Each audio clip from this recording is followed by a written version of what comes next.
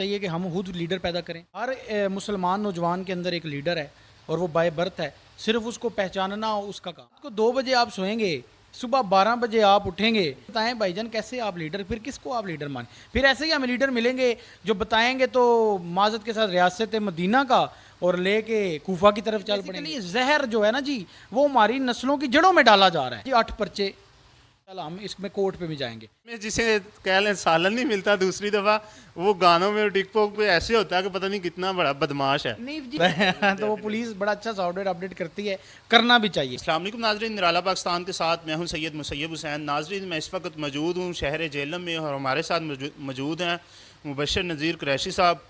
یہ آل Pakistan youth force کے یہ پریزیڈنٹ بھی ہیں اور بانی بھی ہیں. آج ان سے جانیں گے کہ آل پاکستان یوتھ فورس کس طریقے سے کام کرتی ہے, ان کی سوسائٹی کے اندر کیا خدمات ہیں, تو اس حوالے سے ان سے بات کریں گے. جی السلام علیکم. جی وعلیکم السلام. بشر بھی ہمیں بتائیے گا کہ پاکستان یوتھ فورس آپ کن مقاصد کو سامنے رکھ کے یہ بنائی, اس کا آغاز کیسے ہوا, اس کی آغاز کی جو سٹوری ہے وہ ذرا ہمیں بتائیے گا. جی سب سے پہلے تو میں نرالا پاکستان کی ٹیم کا اور آپ کا شکر گزار ہوں جو اسپیشل جہلم آئے ہمارے پاس, اور آپ کو خوش آمدید کہتا ہوں. بیسیکلی پاکستان یوتھ فورس جو ہے یہ ایک سوچ کا نام ہے, ایک جذبے کا نام ہے اور ایک طویل جد و جہد کا نام ہے. میں 2018 کی بات ہے جب گورنمنٹ آف پنجاب نے مجھے گولڈ میڈل دیا, اس وقت شہباز شریف صاحب نے وہ مجھے ہینڈ اوور کیا تھا. اس کے بعد پھر ڈفرینٹ ڈپارٹمنٹس میں نے جب دیکھا, چاہے وہ ایجوکیشن ہے, چاہے وہ سوشل ویلفیئر ہے, یا کوئی بھی ڈپارٹمنٹ ہے, اس میں یوتھ کو بہت سارے مسائل کا سامنا ہے. اب ہمارے ایجوکیشن سسٹم میں ہی آپ دیکھ لیں, ہر تیسرے چوتھے دن ہمارے نوجوان روڈوں پہ آ کے احتجاج کرتے ہوئے آپ کو نظر آئیں گے.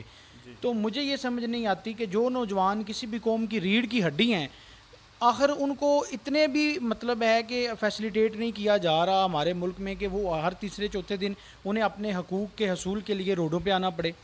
تو اس طرح نوجوانوں کے جو حقوق ہیں ان کو محفوظ کرنے کے لیے اور ان کے دفاع کے لیے, ان کو پازیٹیو ایکٹیویٹیز میں انگیج کرنے کے لیے, نیگیٹیو ایکٹیویٹیز سے نکالنے کے لیے, نشہ سے بچانے کے لیے ہم نے پاکستان یوتھ فورس کا جو قیام ہے یہ ہم نے تقریباً 2018 کی بات ہے, اور 14 اگست جو ہے پاکستان کی آزادی کا دن ہے, اس دن ہم نے اس کا قیام کیا.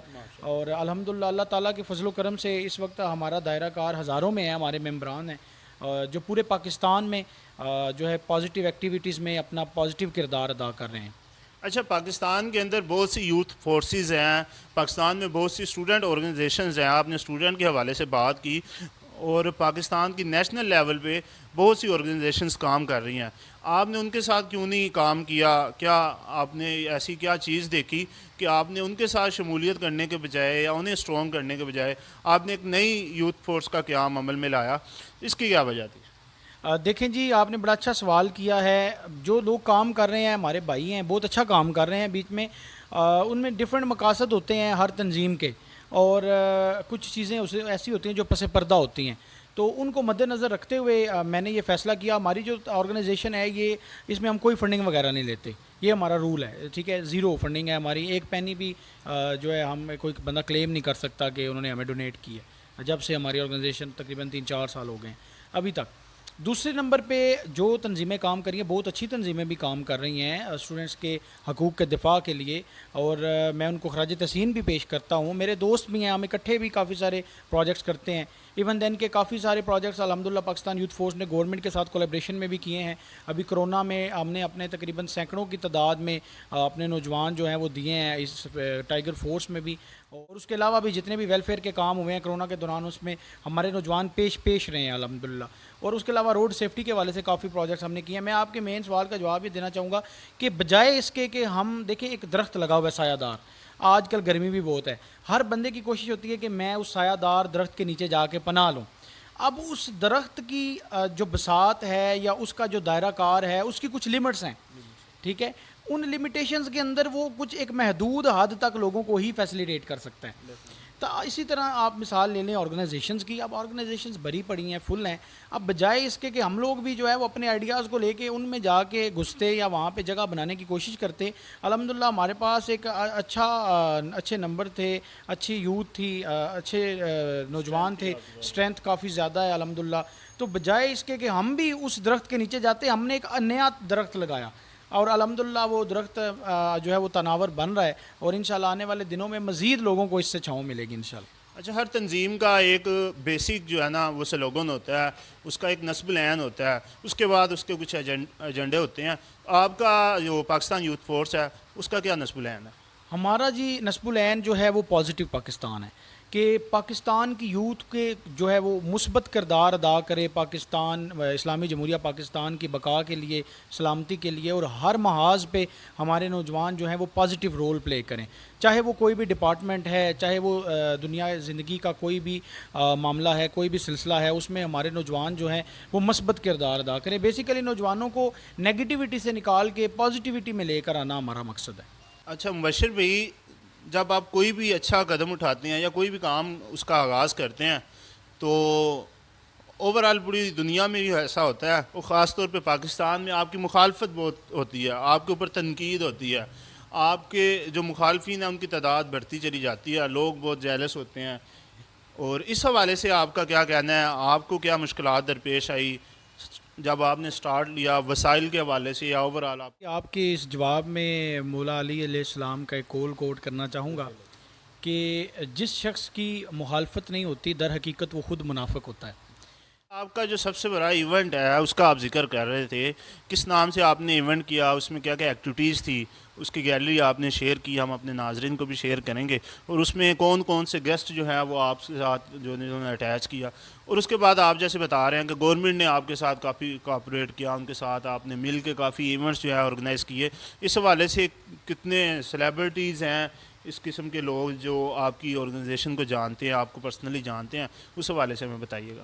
دیکھیں جی، میرے لیے تو ہر وہ شخص، ہر وہ فرد واحد جو ہے وہ سیلیبریٹی ہے جو ملک پاکستان کے لیے پازیٹیو سوچتا ہے۔ اور جہاں تک بات ہے ایونٹ کی، تو جیت و جلم کے نام سے 2 سال سے لگاتار ایونٹس الحمدللہ ہم کروا رہے ہیں آرگنائز، جس میں ہمارا ایک کہہ لیں انٹرٹینمنٹ کے حوالے سے ہے بیسیکلی، کہ دیکھیں ہمارا جو معاشرہ ہے اس میں بہت ساری تنگ نظری ہے، بہت سارے مسائل ہیں، بہت ساری پریشانیاں ہیں، لوگوں کو درپیش ہیں۔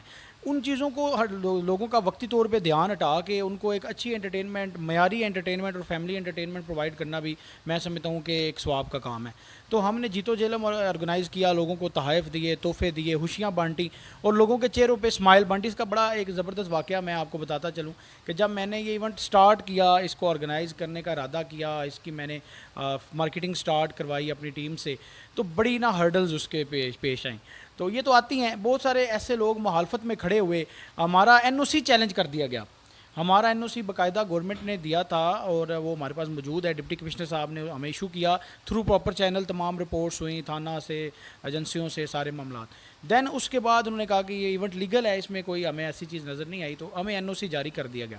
اب وہ لوگ جو کچھ ایک بلیک میلر طبقہ ہوتا ہے، اور میں کچھ لوگوں کو پیغام دینا چاہتا ہوں بیسیکلی اس واقعے سے ریلیٹ کر کے، وہ یہ ہے کہ ایک بلیک میلر طبقہ سامنے آیا، انہوں نے کہا جی ہمیں آپ اتنا اکوموڈیٹ کریں، آپ اتنا بڑا ایونٹ کر رہے ہیں ورنہ ہم آپ کے لیے پریشانی۔ میں نے کہا جی دیکھیں، ہم لوگ کر رہے ہیں پبلک کے لیے، آپ لوگ ایک چھوڑ کے 10 پریشانیاں پیدا کر سکتے ہیں، ایک چھوڑ کے 10 ہرڈلز پیدا کر سکتے ہیں، آپ لوگ کریں۔ انہوں نے پھر مختلف حربے اپنائے، مختلف سفارشیں کروائیں، ضلع انتظامیہ کو جا کے گائیڈ کرنے کی کوشش کی، لیکن الحمدللہ جو لوگ بیٹھے ہوئے ہیں وہ بڑے قابل ہیں اور وہ بڑے ذمہ دار ہیں، انہیں پتہ ہوتا ہے کون غلط ہے اور کون ٹھیک ہے۔ تو انہوں نے جب چیک کیا، ہمارا NOC ایک دفعہ چیلنج ہوا، پھر وہ بڑے معاملات ہوئے، پھر اس پہ رپورٹیں ہوئیں، پھر اس پہ دوبارہ سے وہ سارے معاملات، اور ایٹ دا اینڈ الحمدللہ ہمارا NOC دوبارہ کلیئر ہو گیا اور ہمیں پہلے سے زیادہ فیسیلیٹیٹ کیا گیا۔ تو جب ایونٹ ہزاروں لوگ ہمارے ایونٹ پہ آئے، تو مجھے میرے ایونٹس میں الحمدللہ کافی فیمس جیلم لوگ پرسنالٹیز بھی آ چکی ہیں، اور اس میں سید علی حیدر صاحب سینئر اینکر پرسن سما پہ آج کل یوٹیوب پہ بھی بڑا اچھا کام کر رہے ہیں، وہ ہوسٹ تھے ہمارے سیزن 2 کے، شہزادہ غفار، کامیڈینز، اس کے میوزک کانسرٹس، بڑا ایک وہ فیملی فل آف انٹرٹینمنٹ ہمارا پروگرام ہوتا تھا، موٹر بائکس اور عمرہ ٹکٹس، اس طرح کے کافی سارے انعامات بھی ہم نے دیے اس میں لاکھوں روپے کے۔ تو جو بیسک مقصد لوگوں کے چہروں پہ مسکراہٹ بکھیرنا تھا۔ اب میں اس ایک تو یہ واقعہ تھا، دوسرا واقعہ آپ کو میں بتاؤں، ایون دین کہ ہمیں لائٹس آف کر کے مارکی کی لوگوں کو باہر نکالنا پڑا، اور پولیس کو کہا کہ مہربانی کریں ان کو نکالیں، لوگ جانے کے لیے تیار نہیں تھے، لوگ کہتے ہیں مزید آپ جو ہے نا تو کنٹینیو رکھیں، تو پھر 5 گھنٹے کا بڑا ٹائم ہوتا ہے، بیچ میں آدھے گھنٹے کی بریک تھی ہماری، تو یہ انشاءاللہ سیزن 3 کی بہت زیادہ ڈیمانڈ ہے جی, بہت جلد آئے گا ہمارا سیزن 3. اور جہاں تک یوتھ کے حوالے سے میں ایک چیز یہاں پہ کوٹ کرنا چاہوں گا, میں ایک کیمپین بھی ہم سٹارٹ کر رہے ہیں کہ سے نو ٹو انڈین سانگس. ابھی انڈیا کے گانے اتنے گھٹیا, اتنے فحش اور اتنے غلیظ اس کے اندر لینگویج یوز کی جا رہی ہے. اب پنجابی زبان بری نہیں ہے, اسی آپ پنجابی ہیں اور پنجابی بولنے بھی ہیں, پنجابی زبان جو ہے وہ بری نہیں ہے. اب غلط کیا ہے اس میں, وہ لوگ ان کا کلچر بن چکا ہے کہ وہ ایسے گانے بناتے ہیں. اب آپ نے دیکھا ہوگا اکثر ٹک ٹاکرز ہمارے, ان کے اوپر FIRs ہو جاتی ہیں, وہ اسلحے کے ساتھ ویڈیوز بناتے ہیں. اب وہ کیوں بناتے ہیں؟ اب میں زیادہ سنتے نہیں ہوں اس طرح کے گانے, لیکن ریسرچ کے دوران مجھے سننے پڑتے ہیں. اب اس پہ میں ریسرچ کر رہا ہوں باقاعدہ, میں ڈیٹا کمپائل کر کے انشاءاللہ ہم اس میں کورٹ پہ بھی جائیں گے. اس میں وہ گانوں میں کیا ہے جی, 8 پرچے, ٹھیک ہے, میرے کرتا لال ایسے ہی گھر میں جسے کہہ لیں سالن نہیں ملتا دوسری دفعہ, وہ گانوں میں ٹک ٹاک پہ ایسے ہوتا ہے کہ پتہ نہیں کتنا بڑا بدماش ہے. نہیں جی, انہوں نے پھر سافٹ ویئر بھی بڑا زبردست جو ہے نا اپڈیٹ ہوتا ہے, تو وہ پولیس بڑا اچھا سافٹ ویئر اپڈیٹ کرتی ہے, کرنا بھی چاہیے. اب وہ آپ والی بات ٹھیک ہے. اچھا, رینٹ پہ پسٹلز لے کے ٹک ٹاک بنائی جا رہی ہیں.